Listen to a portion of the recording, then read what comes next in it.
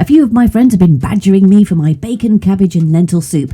Well, here goes. Sorry you've had to wait. Anyway, in a large saucepan, you want 1 tablespoon of olive oil along with 20 grams of butter.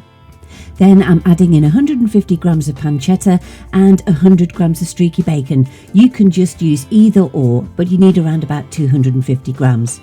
Then I'm adding in 1 stick of celery and 1 large onion that's been chopped, 150 grams of swede, and give that a quick stir round.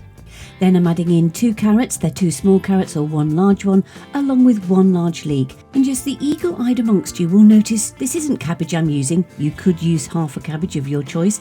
I'm actually using around about 10 Brussels sprouts that I've just chopped up there. It really gives it a punchy flavour.